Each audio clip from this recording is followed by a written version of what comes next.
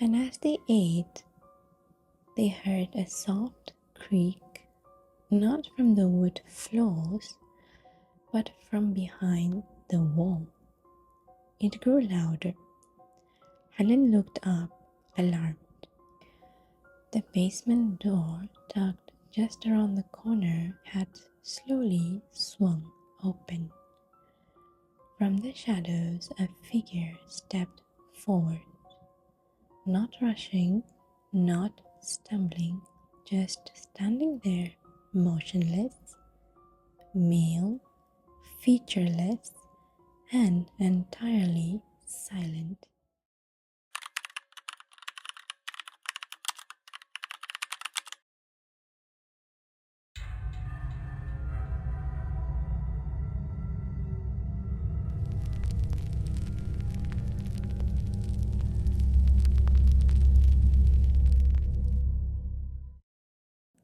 Hello, today's video is about Summerwind Mansion, an abandoned house tucked away in the woods of Wisconsin, known for its creepy history and countless paranormal claims.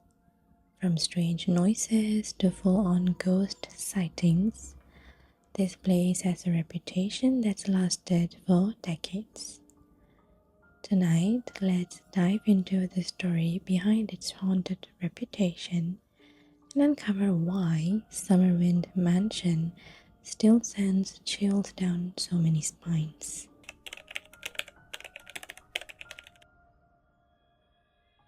In 1916, nestled in the remote pine forest of Vilas County, Wisconsin, Robert Patterson Lamont acquired a piece of land that overlooked the still waters of West Bay Lake.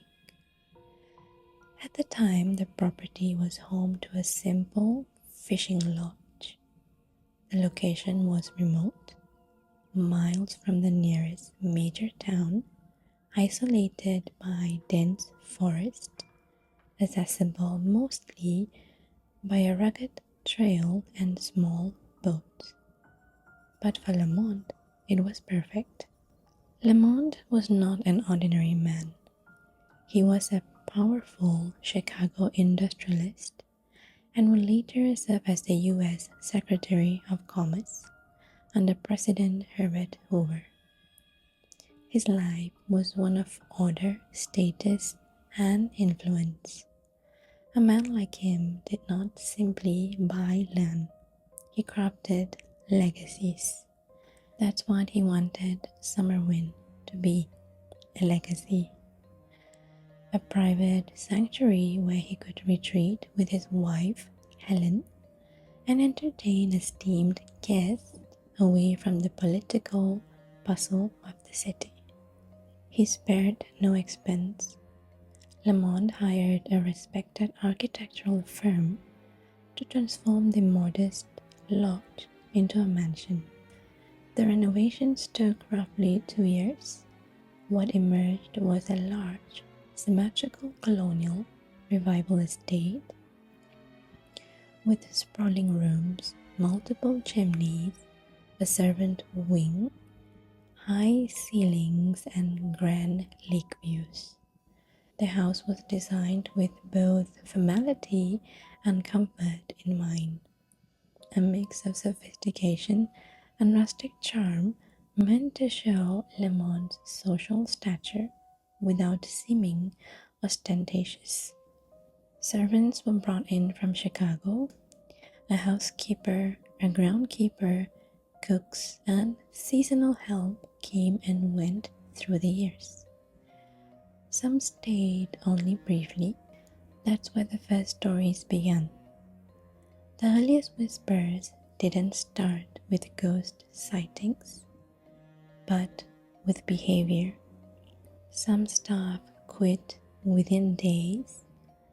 One maid reportedly refused to sleep alone in her quarters.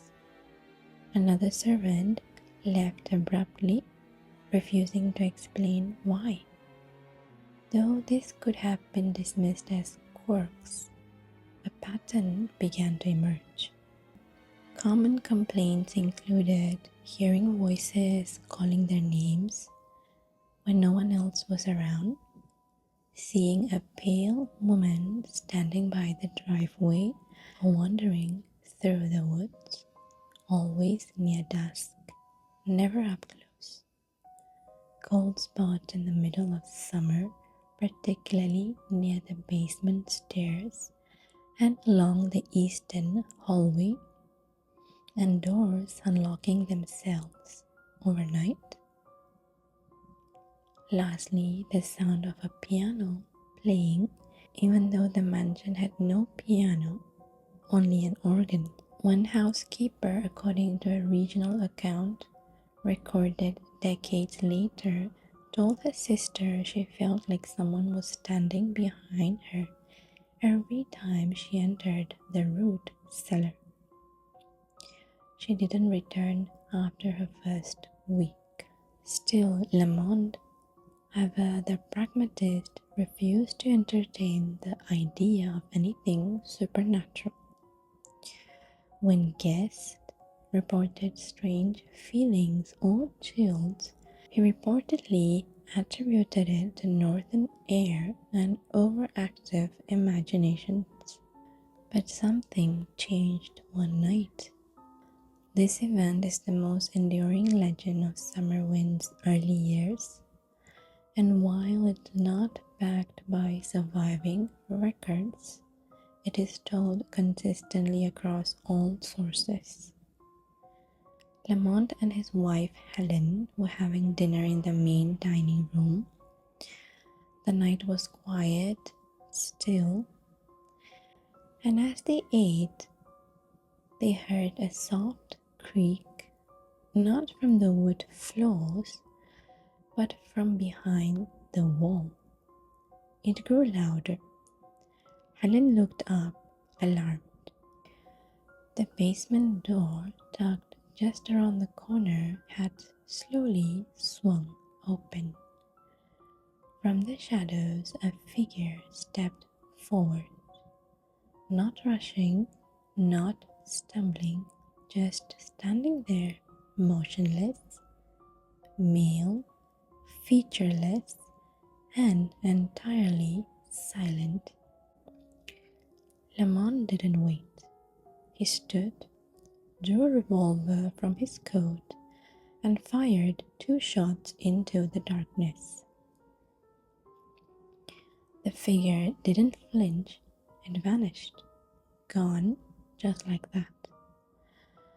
They searched the basement, and there was nothing, no sign of a break-in, no footprints, only 2 fresh bullet holes in the basement door. The next morning, Lamont reportedly ordered his staff to pack. The couple never returned to Summerwind again. Was it real? The event was never officially recorded, but the bullet holes remained for years afterward. Contractors who visited decades later said they saw them. The event was whispered about in town, and the Lamont estate quietly left the mansion abandoned. From then on, the house sat empty most years. Nature crept in, paint peeled, vines coiled up the stone. Some claimed they saw people in the windows, but there was no one living there anymore. Just the house and whatever had stayed behind.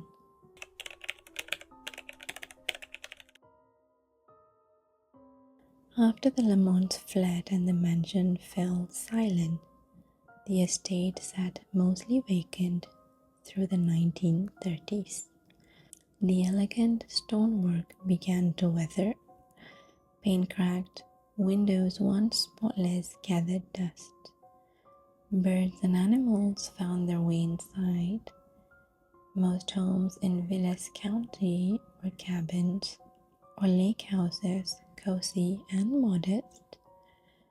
But Summerwind loomed in the woods like a forgotten manor, still regal but beginning to decay.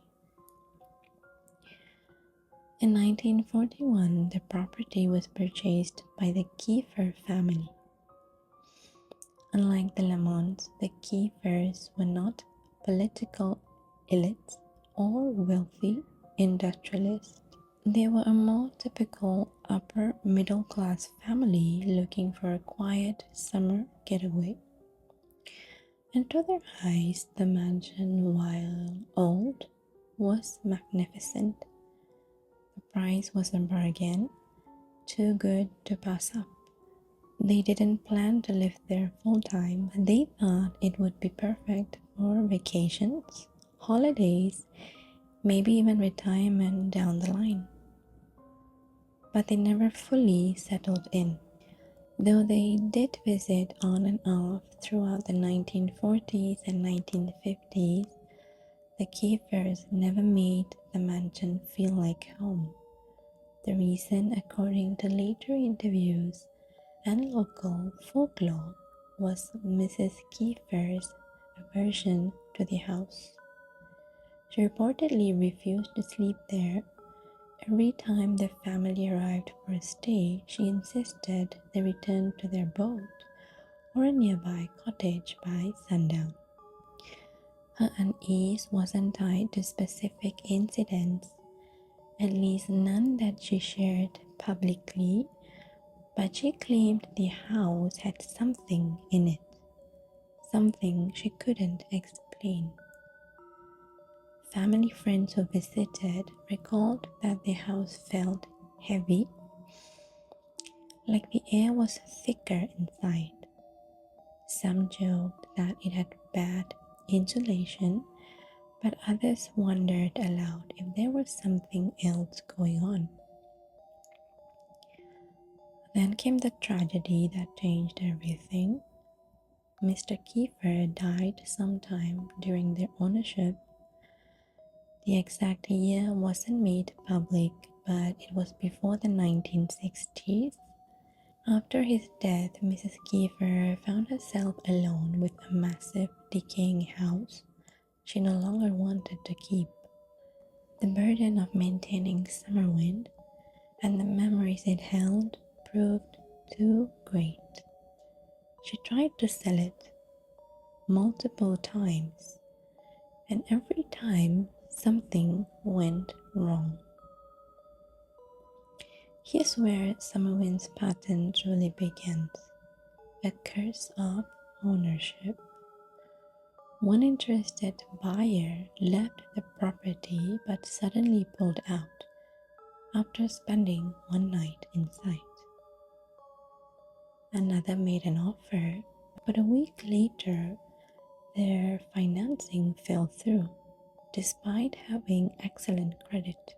A third potential buyer reportedly got lost while visiting the property and became so disturbed by the trip they backed out entirely. Time after time, deals collapsed at the last minute.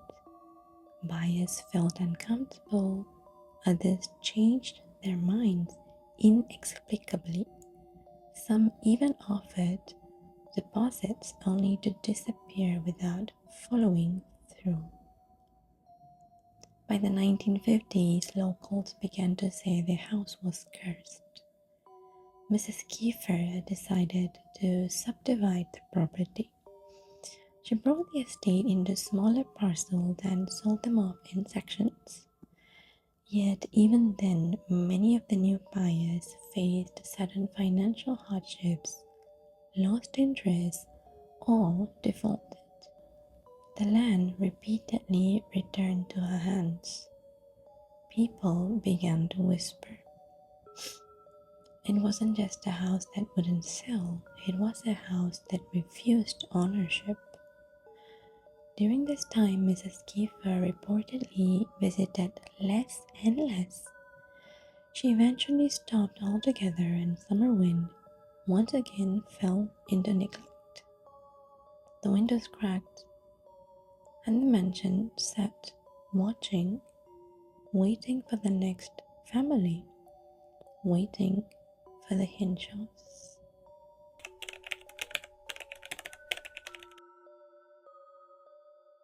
By the late 1960s, Summerwind Mansion had been standing for over 50 years, alone, half forgotten.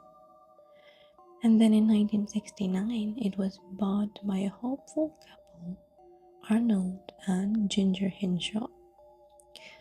They arrived with their 6 children, bright eyes and big plans.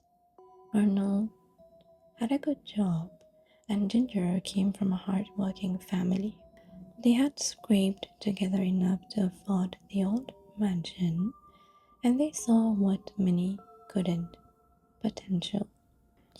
Where others saw rot and ruin, the Hinshaws saw a future, a family home to restore, room by room, with their very own hands. But the house had other plans. The moment they moved in, strange things began to happen. It started with doors. Old hinges can creak, but these doors didn't creak, they slammed hard.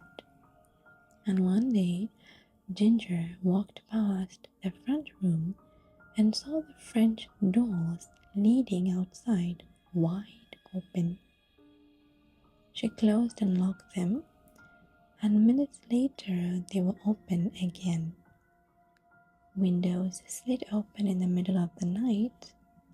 Lights flickered even though the wiring had been inspected. The water heater broke, but when a repairman came, it worked fine. Then it broke again, over and over. One evening, as Ginger stood washing dishes, she heard her name whispered behind her. Clear as day. She turned around, but no one was there. The children were playing outside. Soon, all of them began hearing things. Footsteps on the upper floors, dragging sounds in the hall, muffled voices from the walls. And every time they investigated, there was nothing. It escalated quickly. Arnold, once upbeat and methodical, became erratic. Withdrawn, he stopped shaving, stopped sleeping. Then one night, their family was awoken by the haunting sound of music echoing through the halls. It was coming from the organ in the living room, an old dusty instrument that had sat silent since they arrived. Arnold was playing it. Not a tune, just slow, aimless notes over and over. When Ginger asked him what he was doing, he replied, "They want me to play." He refused to say who they were.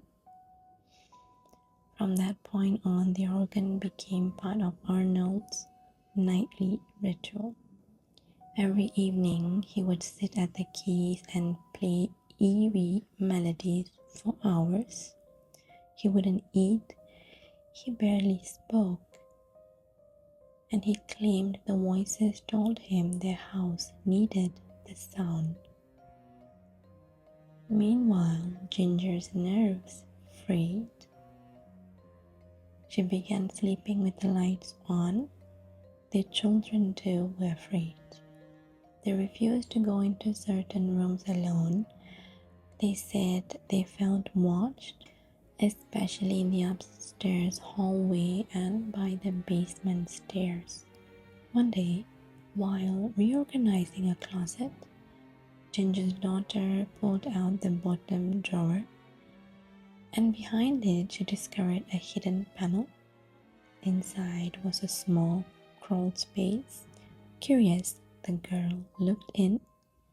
What she saw, according to Ginger and later recounted in paranormal documentaries, was the shriveled corpse of a human being, a mummified figure with black hair and sunken features lying still in the dark.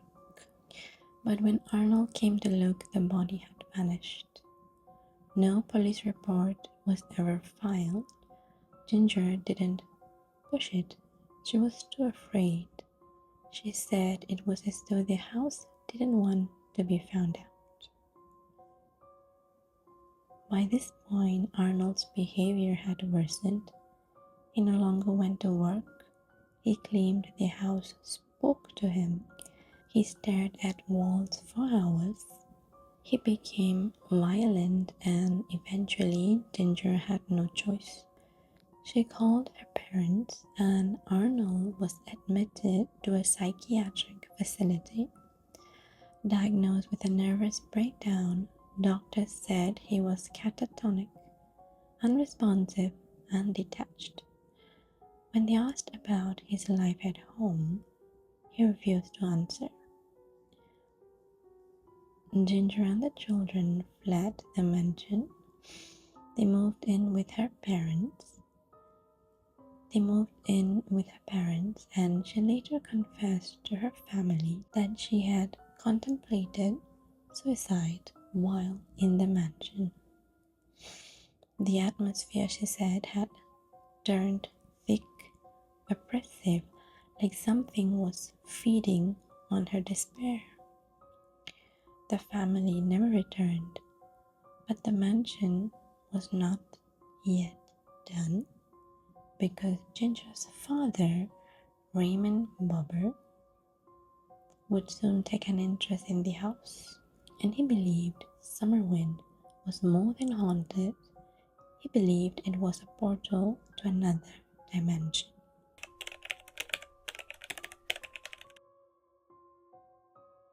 After the Hinshaws abandoned the mansion, Ginger's father, Raymond Bobber, stepped forward, not to help them forget the house, but to reclaim it. Where Ginger and Arnold saw torment, Raymond saw purpose. He believed that everything that had happened, Arnold's breakdown, Ginger's fear, the voices, the shadows, all of it was part of something much bigger, a cosmic plan. Bobber wasn't just a businessman, he had deep spiritual beliefs and a fascination with the unseen. He believed that the world was layered, physical and metaphysical, and Summerwind, he claimed, sat at the intersection of those layers. He began visiting the mansion, not just to explore, but to connect. And soon he said something connected back. In the mid-1970s, he published a book titled The Carver Effect, a Paranormal Experience. In it, he laid out his personal encounters with Summerwind and his theory of what haunted it. The spirit he claimed to have contacted was none other than Jonathan Carver, a real historical figure, an 18th century British explorer known for his journey through the upper Midwest.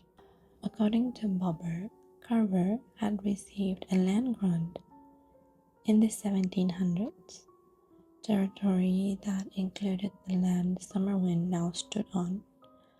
The original deed, Bobber claimed, had never been found because it was hidden in the mansion itself.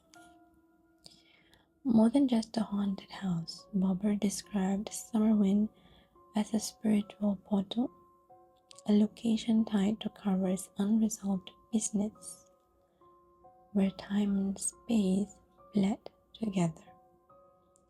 He said Carver's ghost was active, unaware, and reaching out for help to locate the deed and restore his forgotten legacy. Bobber claimed that when he visited Summerwind, time flowed differently. He would lose hours or gain them unpredictably.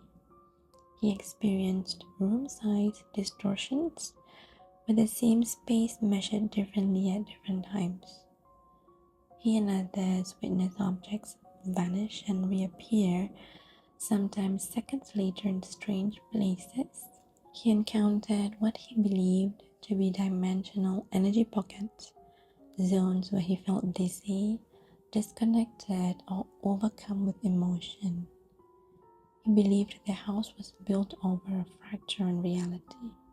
So he set out to restore it and turn it into a restaurant and inn that would honor Carver's history and energy, but the house fought back. Contractors hired to renovate the place complained of being watched. Tools vanished during work and were found days later in locked rooms. Workers walked off the job. One man reportedly refused to return, claiming he had been pushed by an invisible force. Even Bob's family began to worry. His focus on Summerwind grew obsessive. He spent hours meditating inside their home. He sketched diagrams of energy fields. He wrote page after page of notes that by some accounts shifted from detailed to rambling. At one point, he believed he had located the deed inside a hidden compartment in the foundation, but it was never found. The restaurant was never completed, and the house once again refused to be remade. Bobber's book received little mainstream attention. Some dismissed it as a fringe account, and others were fascinated. But to this day remains one of the few written documents detailing Summerwind's alleged paranormal ecosystem in first-person form. Bobber eventually stopped his renovations. He faded from the public eye, and Summerwind once again was left to rot. But this time it wouldn't just decay, it would burn.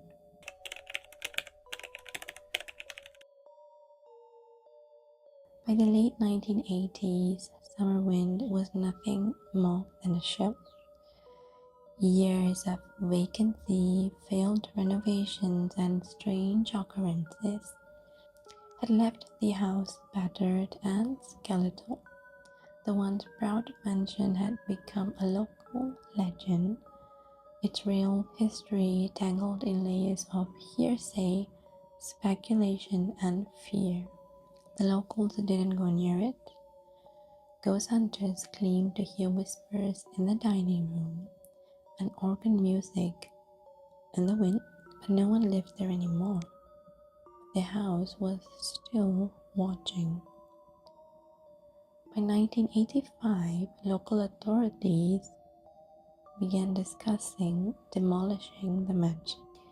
The building had become a hazard, roofs had collapsed, wildlife had taken over, teenagers were using it as a hangout. Some even whispered that rituals had taken place inside. But the demolition never happened. The paperwork stalled, ownership was disputed, and the mansion remained waiting. Then on the night of June 19, 1988, a fierce storm swept across Vilas County. Lightning slashed the sky, thunder cracked the air, and as witnesses would later say, multiple bolts struck the mansion in quick succession. One of the lightning strikes ignited the roof. Flames raced through the dry wood, feeding on decades of decay. By the time emergency crews arrived, it was too late. Summerwind was burning from the inside out. The fire consumed everything: the walls, the floors, the organ, The furniture that had somewhat survived. The blaze was ruled accidental, no signs of arson, no traces of foul play. But the locals didn't believe it. They said their house had done it to itself, that whatever spirit or force lived inside had finally had enough of being exposed and picked at, that it had chosen to erase itself from this world before anyone could learn more. From that night forward, Summerwind was gone. I hope you enjoyed tonight's story. Until next time, hasta luego. Bye.